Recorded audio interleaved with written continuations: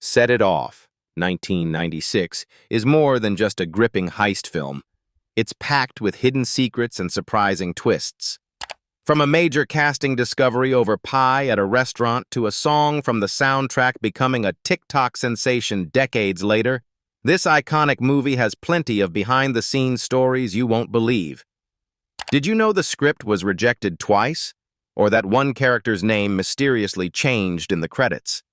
And what about the theater violence that erupted nationwide during its release? In this video, we'll uncover 15 weird facts about Set It Off that you've probably never heard before, including what's really happening with the Set It Off 2 sequel. Stick around. You won't want to miss these shocking revelations. A heist film about so much more. The film kicks off with a bang. A violent robbery that costs Frankie her job at the bank, setting the tone for the interconnected injustices that drive each woman to the brink. Set against the backdrop of post-Rodney King Los Angeles, just 2 years after the 1994 crime bill, and in the midst of ongoing conversations about police brutality, Set It Off stands apart from other films of the era, which often focused on young black men. Instead, it centers on black women from different walks of life, each forced to navigate a world that relentlessly works against them. Each character represents a different mode of survival. Stoney, the heart of the crew, is haunted by the loss of her brother to police violence. Frankie is scapegoated because she knew the man behind the robbery.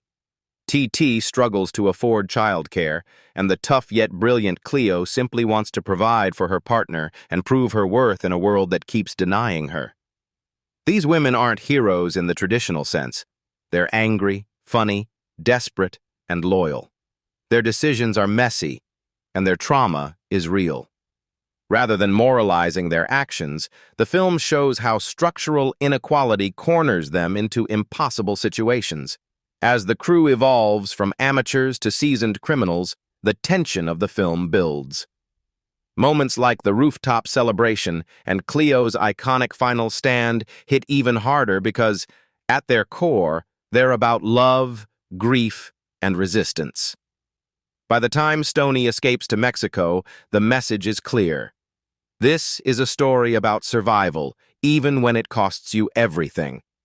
Building the cast and characters. Takashi Bufford's idea for Set It Off started with a casual comment from a friend about robbing a bank. With Kate Lanier joining to rewrite the script and F. Gary Gray, fresh off his success with Friday, taking the helm, the film evolved into a black woman-led action drama, something rare, if not entirely unheard of at the time. Casting director Robbie Reed played a crucial role in shaping the film's cast. The script was written with Jada Pinkett Smith in mind, and she pushed for the inclusion of Queen Latifah. Kimberly Elise, a theater actress with no film experience, won her role after delivering an emotionally raw audition that left producers in awe. Vivica A. Fox, who was cast last, brought a grounded, no-nonsense energy to her character, Frankie, reportedly refining her performance with tips from Independence Day co-star Will Smith. Gray ran intense table reads and encouraged collaboration throughout the process. Some of the lines were ad-libbed in the Beverly Boulevard production office, and the characters took shape with input from the actors themselves. Queen Latifah famously read for Cleo and declared to the room, "I am this Cheech." According to Gray in the behind-the-scenes documentary Setting It Straight, creating chemistry among the cast was vital. "I had a specific process in rehearsals," he explained. "It was to drop the script and allow them to just hang out with each other. I want you guys to go to dinner. I want you to go to the movies. I want you to experience each other." This approach paid off. "You feel like they were family," Gray said. "And that's invaluable with a movie like this and with characters like this." The cast understood the gravity of their roles. "Set It Off was actually my very first film," said Kimberly Elise. "I was probably the only character in the film that was actually living the story, being completely broke." Fox reflected. "We really dug into this script. Gray, stepped up all of our levels of performance and wanting to do well. Much of the film was shot on location in Los Angeles, using real neighborhoods rather than studio sets. Gray wanted the city to feel authentic, from the housing projects to the banks, and insisted on keeping the visuals grounded and urgent. Cinematographer Mark Rashofsky's handheld camera work added a documentary-style edge, making even the quietest moments pulse with energy. Soundtrack of a revolution. If Set It Off made waves with its gripping storyline, its soundtrack made an impact just as powerful. Released by East West Records, the album fused R&B and hip-hop in a way that perfectly mirrored the emotional depth of the film. En Vogue's Don't Let Go, Love, became a massive hit, peaking at number 2 on the Billboard Hot 100. Other standout tracks included Brandy's Missing You, Bone Thugs and Harmony's Days of Our Lives, and Ray J's Let It Go. Each song added a layer of emotional context to the film's pivotal moments. The soundtrack went platinum, cementing its place as one of the most influential rap-infused compilations of its time. The musical harmony wasn't by chance.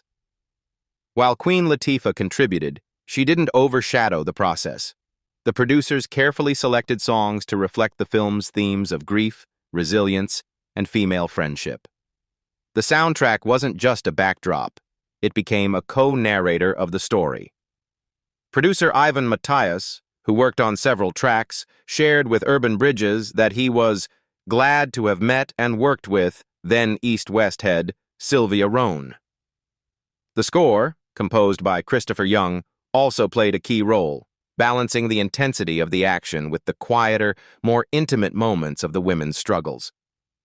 F. Gary Gray emphasized how carefully the music was woven into the film.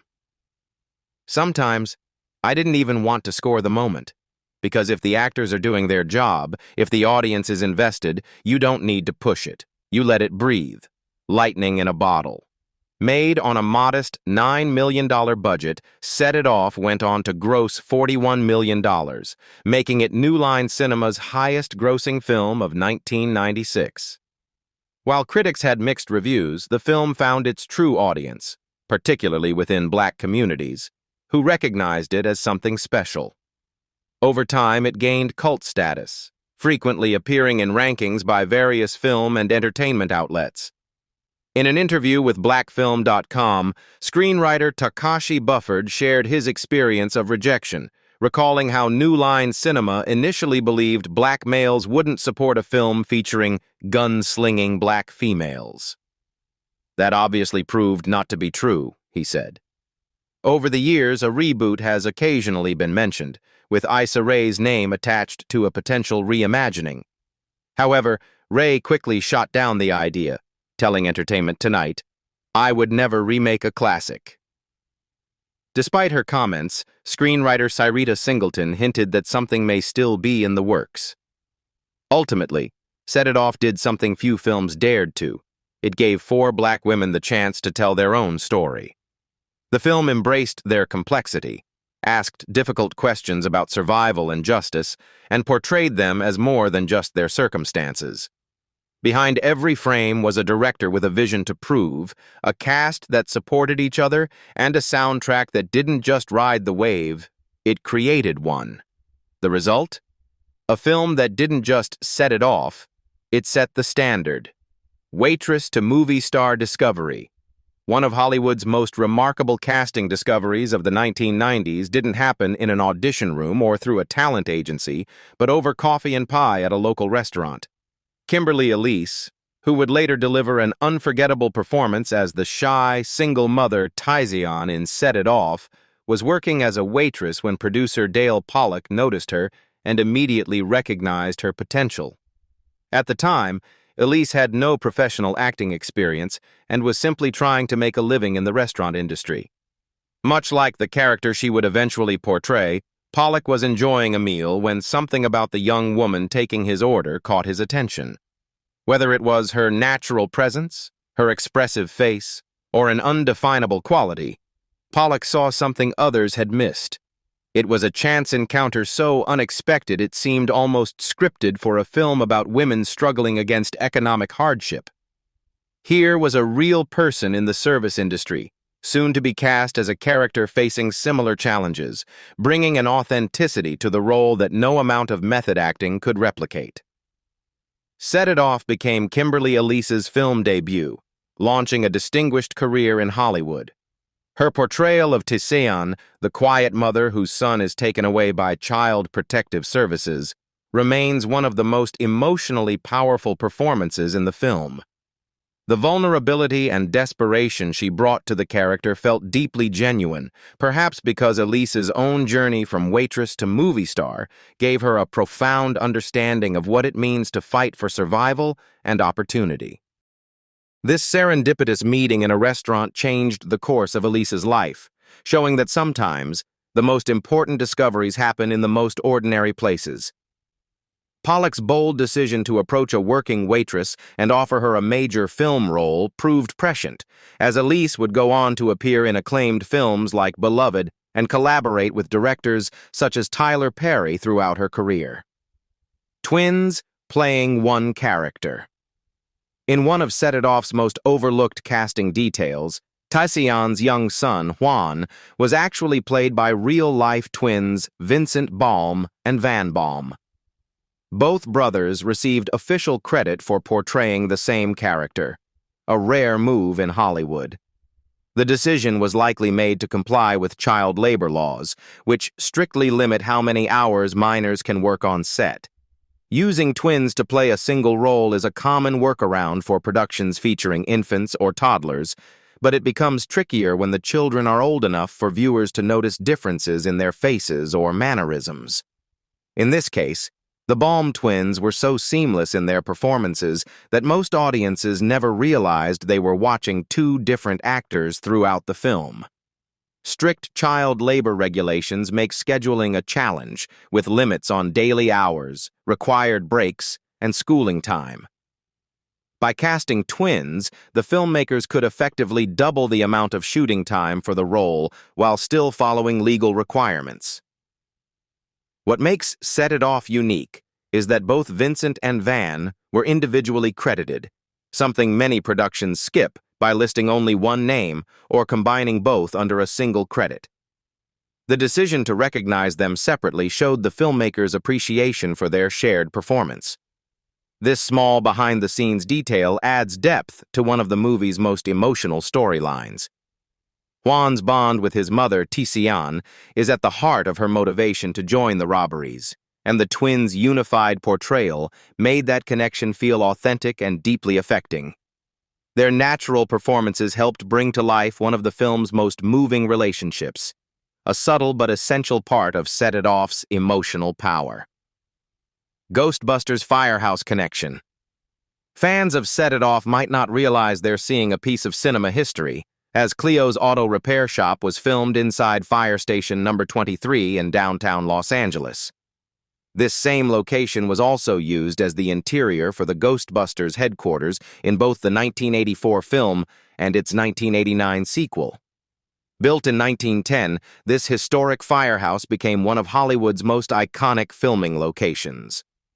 After serving as an active fire station until 1966, it was repurposed as a filming spot, thanks to its authentic architecture and spacious interior. Over the years, Fire Station Number 23 has appeared in over 50 different productions. When the Ghostbusters production team was scouting for a location to serve as the team's headquarters, they chose this firehouse for its distinctive interior. The exterior shots were filmed at a different firehouse in New York City. When Set It Off was filmed years later, the building's interior remained largely unchanged, meaning when Queen Latifah's character Cleo is working on cars and planning heists in her garage, she's standing in the very same spot where the Ghostbusters filmed their famous supernatural scenes. The production team for Set It Off transformed the space into a working auto shop, but the original structure and layout that Ghostbusters fans would recognize were kept intact. This unique connection ties together two vastly different genres and eras of filmmaking, a headquarters for paranormal investigators and a garage for bank robbers. This firehouse has also made appearances in other notable films and shows, such as The Mask, National Security, and Police Academy 2, cementing its status as one of the most frequently used filming locations in Los Angeles. Since 1985, the building's caretaker has worked to preserve and restore the structure, which is now listed on the National Register of Historic Places. Dr. Dre's first film appearance. Set It Off holds a special place in entertainment history as the film that introduced Dr. Dre to the big screen.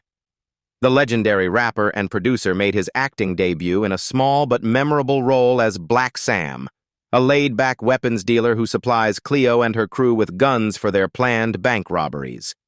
By the time filming began in 1996, Dr. Dre was already a towering figure in hip-hop, the co-founder of NWA, a driving force behind Death Row Records, and the producer behind hits for Snoop Dogg and Tupac Shakur. His brief appearance in Set It Off showed a different side of him. With his calm, confident delivery and natural screen presence, Dre brought an authenticity to the role that fit perfectly within the film's gritty Los Angeles setting. The cameo came at a transitional moment in his career. Dre had recently parted ways with Death Row Records and founded Aftermath Entertainment, signaling a new chapter in both his music and business ventures. His appearance in Set It Off also reflected a growing trend in the mid-1990s, when hip-hop artists were starting to cross over into film and television, though few would do it as successfully as Dre director F. Gary Gray, who came from the world of music videos and had deep ties within the hip-hop community, likely played a key role in bringing Dre on board. The casting choice wasn't just cool, it was strategic. It added street credibility to the film and helped connect it to the hip-hop audience that embraced it so passionately. For Dr. Dre, Set It Off was more than just a cameo. It was his first step into acting, paving the way for future roles and proving that his talents extended far beyond the recording studio. Bank sign error. For sharp-eyed viewers, there's a noticeable mistake in Set It Off that somehow slipped through the entire production process and ended up in the final cut. In the opening robbery scene, the bank teller windows display signs reading FIDC instead of the correct abbreviation FDIC, which stands for the Federal Deposit Insurance Corporation. This error stands out because it appears multiple times during one of the movie's most crucial moments, when Vivica Fox's character Frankie witnesses the violent robbery that leads to her firing. The FDIC is a key part of the American banking system, providing deposit insurance across the U.S., so most viewers, especially anyone who's been inside a bank, would immediately recognize the mistake. It's surprising that no one caught this in the filming process. Normally, prop errors like this are spotted in pre-production when the set decorators are creating the bank interiors, during filming when the director and cinematographer review the shots, or even in post-production when the editor is assembling the final cut. The fact that this error made it through all those stages suggests that everyone was so focused on the dramatic intensity of the robbery scene that they overlooked the accuracy of the background signage. The irony of this mistake is that the film revolves around banking and financial institutions. Frankie's insider knowledge of banking procedures is central to the women's successful heist, and the production team worked hard to make the robberies feel realistic and accurate. Yet, they missed this basic detail that anyone familiar with a bank would instantly spot. For movie enthusiasts, this continuity error has become a favorite, showcasing how sometimes even the most intense, well-planned films can have small but glaring mistakes that weren't intended for audiences to catch. Real theater violence during screenings. The release of Set It Off in November 1996 was marred by a string of real-life violence at movie theaters during its opening weekend. The most serious incident occurred in Lakewood, California, where a shooting left 3 people injured. The events sparked controversy and reignited debates about whether films depicting crime could influence violent behavior or attract confrontations in theaters.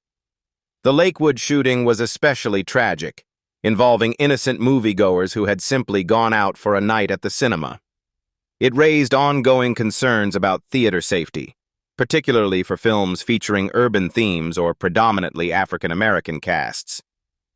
Contemporary reports clarified that the violence wasn't linked to the film's content. It stemmed from personal disputes between individuals at the theater, but the timing was enough to draw unwanted attention. Sadly, this wasn't the first time such incidents had shadowed a major release. Earlier in the decade, similar violence had occurred during screenings of New Jack City and Boys in the Hood, creating a troubling pattern that alarmed both theater owners and distributors. In response, some cinemas increased security or even refused to screen certain films in areas they deemed high risk. Despite these setbacks, Set It Off proved resilient. The film earned over $41 million worldwide, becoming a box office hit and resonating deeply with audiences who saw themselves in its portrayal of struggle, loyalty, and survival. The success made it clear that a few isolated acts of violence could not diminish the film's artistic power or its cultural significance. At the time, theater industry officials emphasized that these were isolated incidents, not reflections of the movie itself. Still, the coincidence of real-world violence during its premiere weekend left a lasting shadow over one of the most powerful and groundbreaking films of the 1990s. TikTok viral song, decades later. Over 2 decades after Set It Off hit theaters, Lori Perry's emotional ballad, Up Against the Wind, found a surprising second life when it went viral on TikTok and other social media platforms in the late 2000s. The song, which plays during some of the film's most heart-wrenching scenes, gained new attention from a completely different generation of internet users. As the song's powerful vocals played in the background of short-form videos, it resonated with viewers who discovered its emotional depth, even though they had never seen the movie.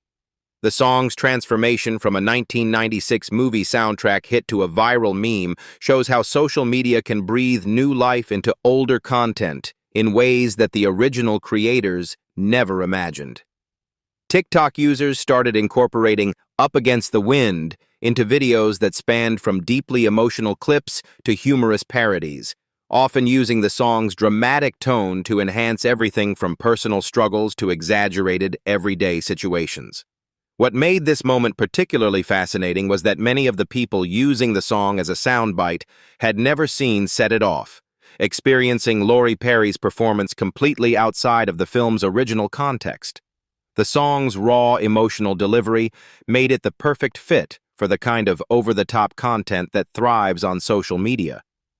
This viral resurgence introduced Set It Off to an entirely new audience, many of whom weren't even born when the film was first released, bridging the gap between the movie's original fan base and younger viewers who discovered it through online trends.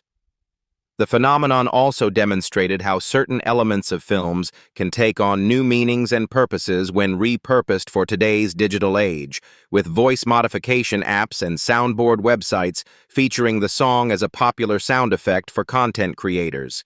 Set It Off 2 is not confirmed. Rumors of Set It Off 2 have circulated for years, fueled largely by fans who still hold a deep affection for the original 1990s classic.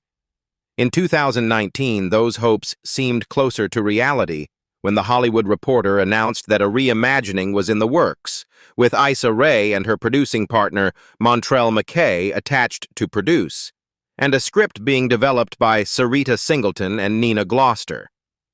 Since then, Singleton has occasionally mentioned the project in interviews, including while promoting her 2025 film One of Them Days, suggesting that a version of the script may still exist. However, Issa Rae herself quickly shut down speculation about her involvement back in 2019, telling Entertainment Tonight that she would never remake a classic. As of now, no studio has confirmed any plans for a remake or sequel. For fans, Set It Off 2 remains a dream, one kept alive by nostalgia and the lasting cultural impact of the original film. Set It Off 2 cast. The only cast member still rumored to be involved in a Set It Off sequel or reboot is Issa Rae. Despite previously telling Entertainment Tonight that she would never remake a classic, she remains the only name attached to the project, which is still unconfirmed. As for the original cast, it's unlikely any of them will return for a sequel or reboot. Many have made it clear that they believe the movie should remain untouched. Queen Latifah, whose character meets a tragic end in the original film, even joked about having a no-death clause in her contracts. She explained to James Corden, "I'm starting to die too well in these movies, and if I die, I can't be in the sequel."